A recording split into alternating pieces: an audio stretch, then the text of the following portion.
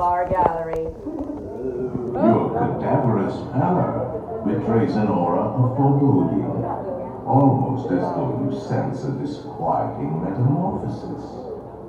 Is this haunted room actually stretching, or is it your imagination?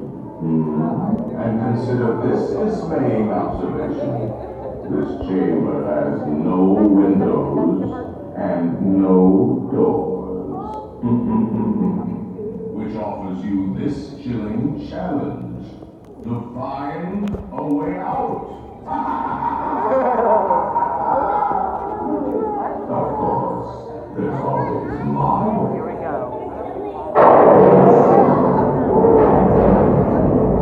Up there.